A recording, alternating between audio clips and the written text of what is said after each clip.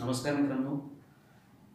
मागच्या लेक्चरमध्ये आपण बॅथोक्रोमिक शिफ्ट, हिप्सोक्रोमिक शिफ्ट, हायपरक्रोमिक शिफ्ट आणि हायपोक्रोमिक शिफ्ट म्हणजे काय याच्याबद्दल डिटेल चर्चा केली होती. या ज्या शिफ्ट्स आहे मित्रांनो, त्या मोस्टली दोन कारणामुळे मिळतात. एक तर may be due to chemical reaction or may be due to solvent. सॉल्वंटचा काय इफेक्ट आहे, या सॉल्वंटच्या इफेक्टबद्दल आपण चर्चा करणार. म्हणून आजचा टॉपिक काय आहे मित्रांनो, इफेक्ट ऑफ सॉल्वंट.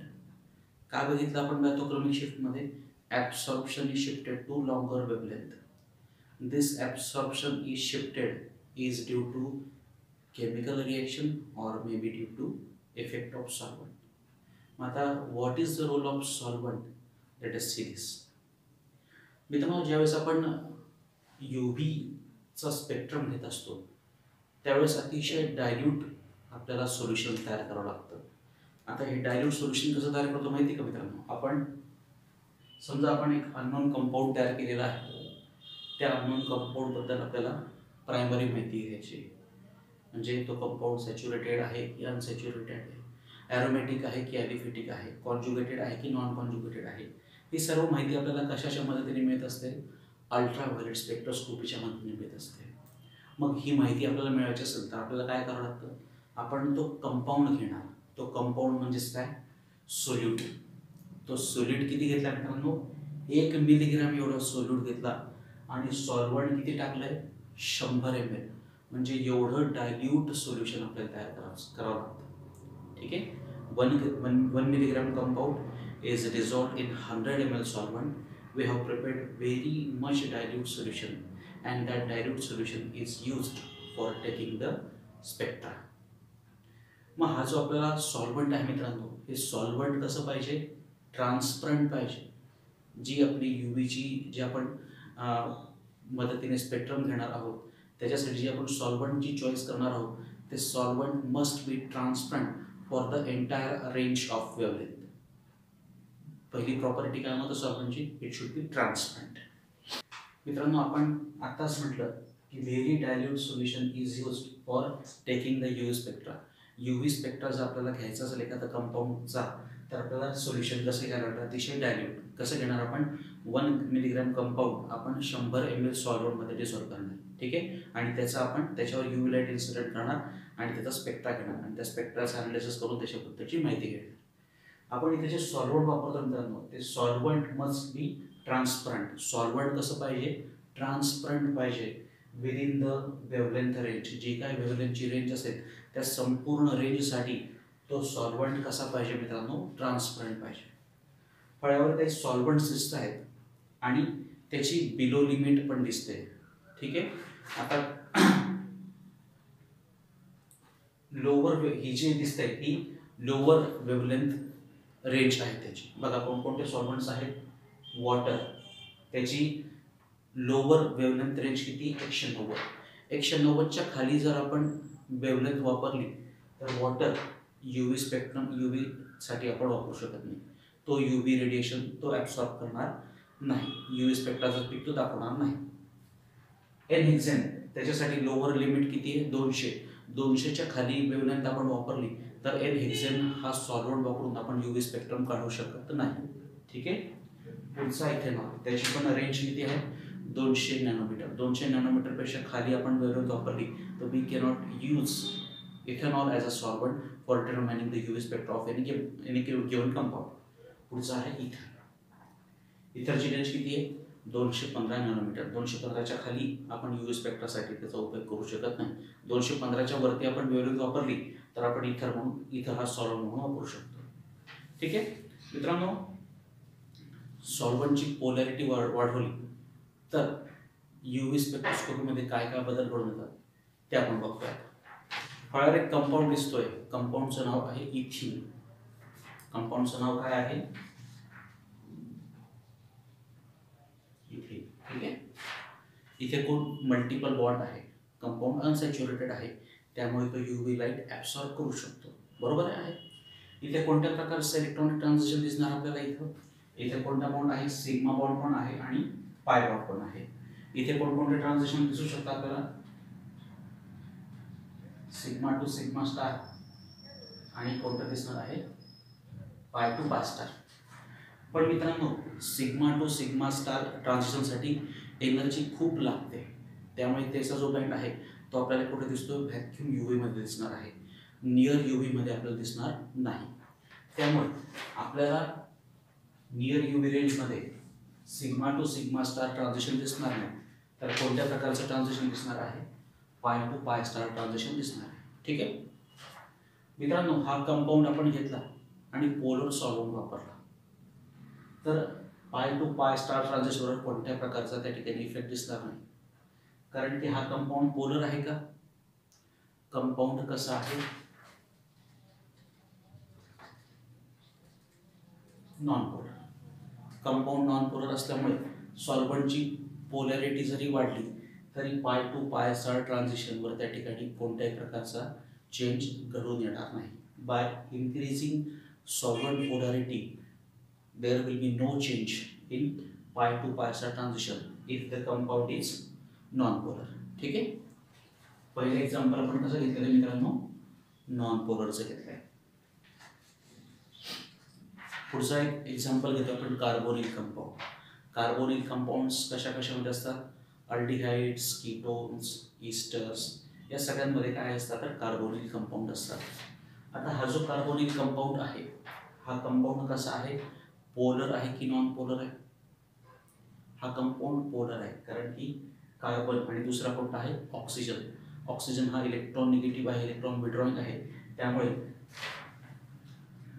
हे जे पाय इलेक्ट्रॉन्स होतो स्वतःकडे खेचून घेणार, म्हणजे याच्यावर डेल्टा निगेटिव्ह चार्ज, याच्यावर कोणता चार्ज येणार, डेल्टा पॉझिटिव्ह. म्हणून कार्बोनिल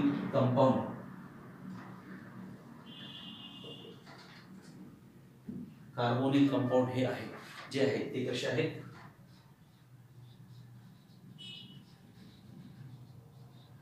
ते कशा मित्रांनो, पोलर कंपाऊंड आहे.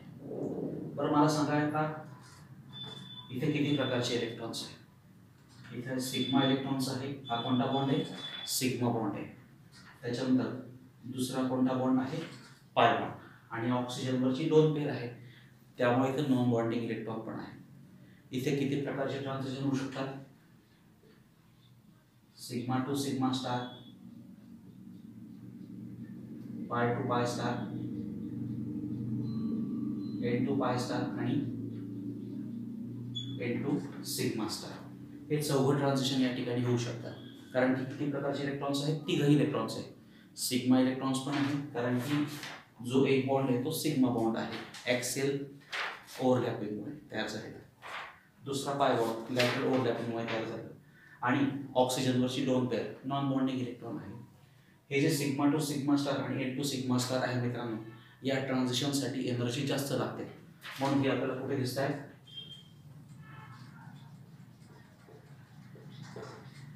फार यूव्ही मध्ये किंवा व्हॅक्यूम यूव्ही मध्ये. नियर यूव्ही मध्ये आपल्याला कोणते दिसणार आहे, पाय टू पाय स्टार आणि एन टू पाय स्टार. हे जे 2 ट्रान्झिशन आहे हे 2 ट्रान्झिशन आपल्याला कुठे दिसणार आहे, नियर यूव्ही मध्ये दिसणार. ठीक आहे, हां. आता बघा मित्रांनो, समजा आता आपण सॉल्व्हंटची पोलॅरिटी वाढवली, पोलर सॉल्व्हंट जर आपण वापरला तर इथं पाय टू पाय स्टार ट्रान्झिशन मध्ये सुद्धा चेंज दिसतो आणि N to pi star transition मध्ये सुद्धा चेंज दिसतो. काय चेंज दिसतो ते आपण बघूया मित्रांनो. समजा आपण सॉल्व्हंटची पोलॅरिटी वाढवली तर पाय टू पाय स्टार ट्रान्झिशन मध्ये आपल्याला कोणती शिफ्ट दिसते, बॅथोक्रोमिक शिफ्ट दिसते. समजा आपण नॉन पोलर सॉल्व्हंट वापरला तर ती शिफ्ट लोअर रिजनला दिसणार, पण समजा पोलर सॉल्व्हंट वापरला तर ती शिफ्ट कुठे दिसणार आहे, हायर रिजनला, लॉंगर रिजनला दिसणार. म्हणजे कोणती शिफ्ट दिसणार आहे, बॅथोक्रोमिक शिफ्ट. आणि एन टू पाय स्टारसाठी कोणती शिफ्ट दिसते, हिप्सोक्रोमिक. नॉन पोलर सॉल्व्हंट असेल त्याच्यापेक्षा अलीकडे म्हणजे लोअर रिजनला, हायर रिजनला ती शिफ्ट दिसणार आहे, त्या शिफ्टला आपण काय म्हणणार आहे, हिप्सोक्रोमिक शिफ्ट. का होत असं, ठीक आहे, बघूयात. काय म्हटलं आपण, कंपाऊंड पोलर असेल तर पोलर सॉल्व्हंट वापरलं तर त्या ठिकाणी आपल्याला पाय टू पाय स्टार ट्रान्झिशन आणि एन टू पाय स्टारमध्ये डिफरन्स असतो. पाय टू पाय स्टार बॅथोक्रोमिक दाखवतो, एन टू पाय स्टार काय दाखवतो, हिप्सोक्रोमिक शिफ्ट. ठीक आहे. पाय म्हणजे ग्राउंड स्टेट आणि पाय स्टार म्हणजे कोणती स्टेट आहे? Excited state. मित्रांनो, पाय टू पाय स्टार ट्रान्झिशन ज्यावेळेस आपण अभ्यास करत असतो त्यावेळेस एक्साइटेड स्टेट कशी असते? एक्साइटेड स्टेट कशी असते? More stable. समजा आपण पोलर सॉल्व्हंट वापरलं तर ते पोलर सॉल्व्हंट काय करत असतं, ही जी एक्साइटेड स्टेट आहे त्याला अजून एक्स्ट्रा स्टेबल करतं. एक्स्ट्रा स्टेबल केल्यामुळे हे जे ट्रान्झिशन आहे त्या ट्रान्झिशनला लागणारी एनर्जी कमी होते. एनर्जी कमी होते म्हणून ॲब्सॉर्प्शन कुठे शिफ्ट होतंय? लॉंगर रिजनला. म्हणून आपल्याला कोणती शिफ्ट दिसते? बॅथोक्रोमिक शिफ्ट. परत लक्षात घ्या, पाय म्हणजे ग्राउंड स्टेट, पाय स्टार म्हणजे कोणती स्टेट? Excited state. पाय to pi star ट्रान्झिशनमध्ये excited state he stable असते. ज्यावेळेस आपण पोलर सॉल्व्हंट वापरतो ती एक्साइटेड स्टेट तो अजून जास्त स्टेबल करतो, एक्स्ट्रा स्टेबिलिटी मिळते. त्यामुळे त्यांना एक्साइटेड स्टेट लागणारी एनर्जी कमी होते. एनर्जी कमी होते म्हणून आपल्याला कोणती शिफ्ट दिसते? बॅथोक्रोमिक शिफ्ट दिसते. बरोबर. आता आपण बघूयात N2 पाय स्टार. N2 पाय स्टार मध्ये कोणती शिफ्ट सांगितली आपण? हिप्सोक्रोमिक म्हणजे ब्ल्यू शिफ्ट. काय होतं मित्रांनो? N म्हणजे काय?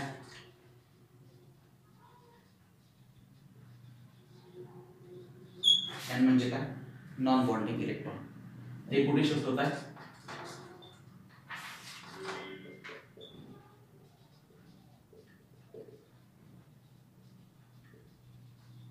ते कुठे शिफ्ट होत आहे? पाय स्टार अँटी बॉन्डिंग ऑर्बिटल. ठीक आहे मित्रांनो, सपोज हा ऑक्सिजन आहे. ऑक्सिजनवर किती इलेक्ट्रॉनच्या पेअर आहेत? 2 इलेक्ट्रॉनच्या पेअर आहेत. ऑक्सिजनवर इलेक्ट्रॉनची पेअर, पेअर म्हणजे त्या ठिकाणी जोडी असेल तर त्या ठिकाणी काय मिळते? तो जास्त स्टेबल असतो. पण मित्रांनो, ज्यावेळेस हा इलेक्ट्रॉन कुठे शिफ्ट होतोय? कुठे शिफ्ट होतोय? अँटी बॉन्डिंग ऑर्बिटलमध्ये. म्हणजे किती इलेक्ट्रॉन शिल्लक राहतो? इथं एकच शिल्लक राहतो. 2 इलेक्ट्रॉन राहिले असते तर त्याची स्टेबिलिटी जास्त राहिली असती. पण तो ज्यावेळेस कुठे शिफ्ट होतोय? पाय स्टार अँटी बॉन्डिंग मध्ये जातोय. इथं एक इलेक्ट्रॉन शिल्लक राहतोय. त्यामुळे याची स्टेबिलिटी कशी होते मित्रांनो? कमी होते. हे एक कारण आहे. दुसरं असं मित्रांनो, ज्यावेळेस एक नॉन बॉन्डिंग इलेक्ट्रॉन सॉल्व्हंटशी इंटरॅक्ट होतात, ज्यावेळेस सॉल्व्हंटशी ते इंटरॅक्ट होतात त्यावेळेस त्यांची एनर्जी कमी होते. एनर्जी कमी होते, यांची एनर्जी कमी झाली आणि हे पाय स्टार जो अँटी बॉन्डिंग ऑर्बिटल आहे त्याच्यातलं जे अंतर आहे ते वाढतं. मग या कमी झालेल्या याच्यापासून आपल्याला पाय स्टारमध्ये ज्यावेळेस जम्प करायचं असतं त्यावेळेस एनर्जी आपल्याला जास्त लागते. काय झालं? कारण की हे जे नॉन बॉन्डिंग इलेक्ट्रॉन आहे हे सॉल्व्हंटशी इंटरॅक्ट झाल्यामुळे त्यांची एनर्जी कमी झाली आणि अशा कमी झालेल्या जे नॉन बॉन्डिंग इलेक्ट्रॉन आहेत त्यांना आपल्याला एक्साइट करायचं आणि एक्साइट करून कुठे शिफ्ट करायचं आहे? पाय स्टार ऑर्बिटलमध्ये, पाय स्टार अँटी बॉन्डिंग ऑर्बिटलमध्ये शिफ्ट करायचं आहे. त्यावेळेस आपल्याला एनर्जी जास्त सप्लाय करावी लागते. एनर्जी जास्त लागते म्हणून कुठे दिसते आपल्याला शिफ्ट? हिप्सोक्रोमिक शिफ्ट आपल्याला दिसते. Okay. So this is the effect of solvent on UV spectroscopy. For taking a ultraviolet spectra, we have to use a very dilute solution. Solvent used for UV spectrum must be transferred over the entire range. Okay. When we use polar solvent, there is a change in pi to pi star transition as well as N2 pi star transition. Pi to pi star transition shows bathochromic shift, whereas N2 pi star transition shows hypsochromic shift. The reasons behind it we have discussed it. आपण एक table पण लिहूया त्याच्यामध्ये तुम्हाला clear idea येईल. हा compound आहे मित्रांनो, याच्यामध्ये पाय बॉन्ड पण आहे, हा नॉन पोलर आहे आणि C डबल बॉन्ड O पण आहे. म्हणजे इथं आपल्याला पाय टू पाय स्टार पण दिसेल आणि काय दिसणार आहे? N2 पाय स्टार. दोघं प्रकारचे ट्रान्झिशन आपल्याला या ठिकाणी दिसणार आहे. ठीक आहे. आता आपण एक टेबल लिहूयात मित्रांनो. हा कंपाऊंड आपण गेलेला आहे जिथं पाय टू पाय स्टार ट्रान्झिशन पण दिसणार आहे आणि N2 पाय स्टार पण दिसणार आहे. ह्या कंपाऊंडचं समजा आपण N हेक्सेन मध्ये स्पेक्ट्रा घेतला तर पाय टू पाय स्टार 230 दिसतंय आणि N2 पाय स्टार कुठे दिसतंय? 327 दिसतंय. हेक्सेनच्या आधी समजा इथं त्या ठिकाणी आपण सॉल्व्हंटची पोलॅरिटी वाढवतोय. ठीक आहे. सॉल्व्हंटची पोलॅरिटी वाढवतोय. हेक्सेनपेक्षा याची पोलॅरिटी थोडी जास्त आहे. पाय टू पाय स्टार कुठे दिसतोय? तिथंच दिसतोय. पण N2 पाय स्टार काय झालं? कमी झालं. आपण इथेनॉल हा सॉल्व्हंट पोलर आहे, त्यावेळेस पाय टू पाय स्टार 237 दिसतोय, एन टू पाय स्टार कमी झाला, कुठे दिसतोय 315. वॉटर वापर म्हणजे सॉल्व्हंटची पोलॅरिटी वाढवली तर पाय टू पाय स्टारची जी काय व्हॅल्यू आहे ती आपल्याला कुठे शिफ्ट दिसतंय, हायर रिजनला दिसतंय, म्हणजे लॉंगर वेव्हलेंथला बॅथोक्रोमिक दिसतंय. 230 पासून कुठे शिफ्ट झाले 245. तर एन टू पाय स्टार काय जर होता दिसतं आपल्याला कमी, 327 पासून कुठे शिफ्ट झाला 305 पर्यंत शिफ्ट झाला. कारण काय आहे त्याच्याबद्दल आपण आता चर्चा केलेली आहे. Okay, this is all about effect of solvent on UV spectroscopy. ठीक आहे, पुढचं आपण सेगमेंट बघूयात आता. पुढचा डिस्कशनचा आपला टॉपिक आहे effect of conjugation on UV band. Conjugation असेल तर यूव्ही बँडमध्ये काय चेंजेस होतात त्याच्याबद्दल आपण चर्चा करणार. मित्रांनो, कॉन्ज्युगेटेड कंपाऊंडच्या अगोदर समजा आपण आयसोलेटेड कंपाऊंड बघितला, आयसोलेटेड डबल बॉन्ड असेल का, ठीक आहे, आयसोलेटेड अल्किन. फॉर एक्झाम्पल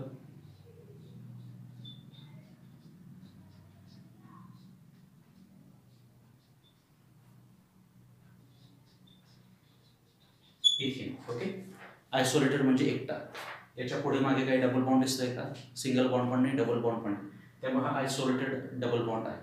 ज्यावेळेस अशा पद्धतीचे आयसोलेटेड कंपाऊंड असतं त्यांचं यूव्हीचं ॲब्सॉर्प्शन हे लेस दॅन 200 नॅनोमीटर असते. किती असतं, लेस दॅन 200. आता याचा जो लॅम्बडा मॅक्स आहे कुठे दिसतोय 170 नॅनोमीटरला.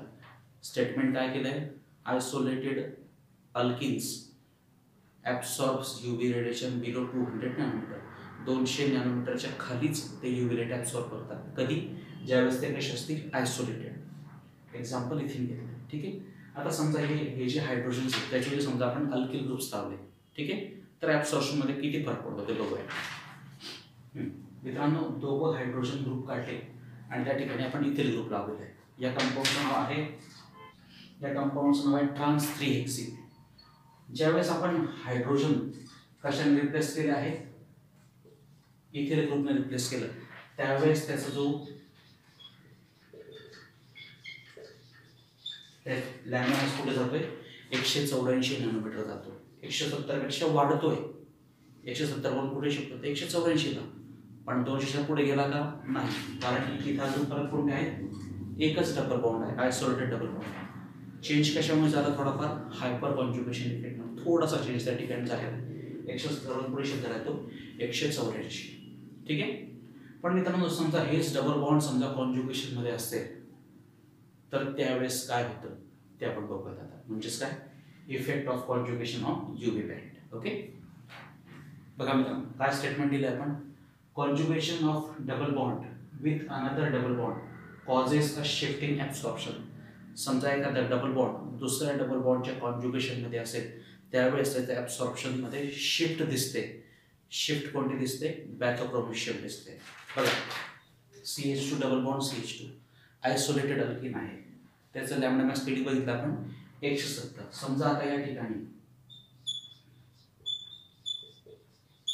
अजून एक डबल बॉन्ड कॉन्ज्युगेशन मध्ये आपण त्या ठिकाणी प्लेस केला. कंपाऊंडचं नाव काय आहे 1,3 ब्युटाइड आहे.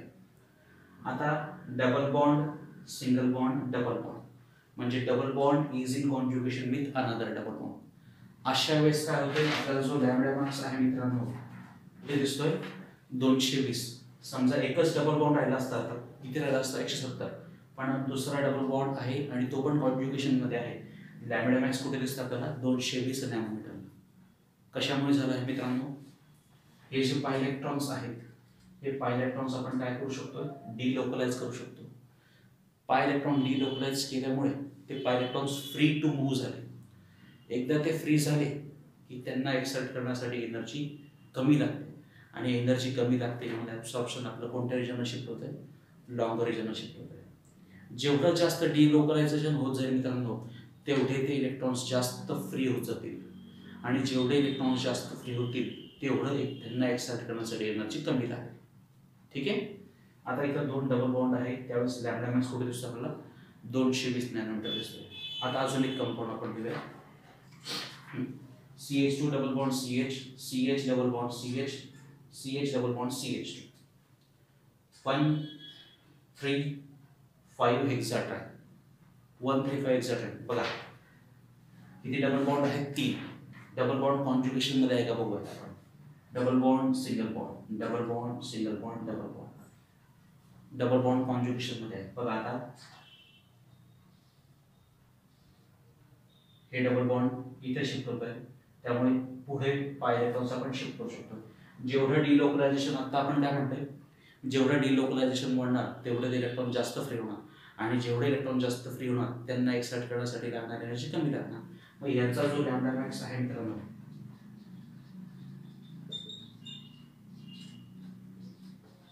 कुठे दिसतो आपल्याला 255.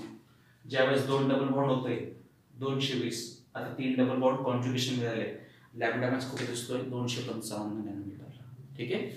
So as we increases the length of conjugation, the delocalization of pi electron is also increases. The energy required for their excitation is less, therefore the absorption is shifted to longer region, that is we observe a bathochromic shift. ठीक है. हा compound आहे acetone CH3 C double bond OCH. इथे कोणतं transition दिसणार आपल्याला,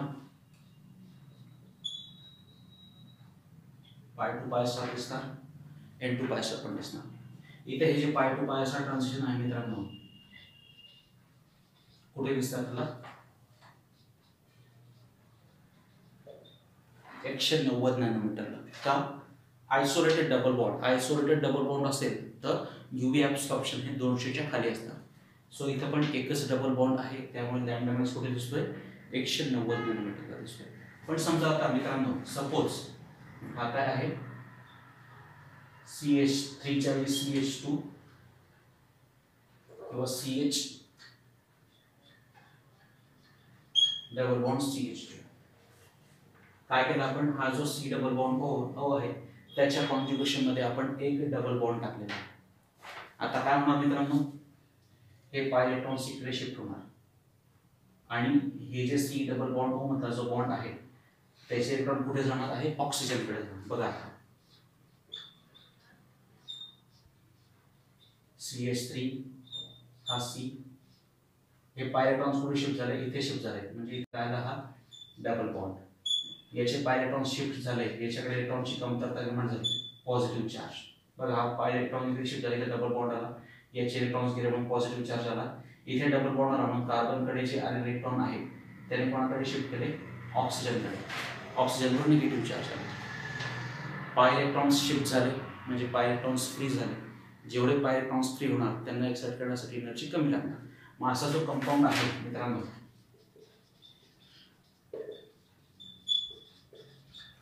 त्याचा lambda max कुठे दिसतो आपल्याला 220 नॅनोमीटर दिसतो. So when a system is conjugated, it will show absorption in higher region. If the system is isolated double bond, it will show the absorption below 200 nanometer. Okay. So आजच्या lecture मध्ये आपण effect of solvent आणि effect of conjugation on UV band याच्याबद्दल चर्चा केली. Thank you.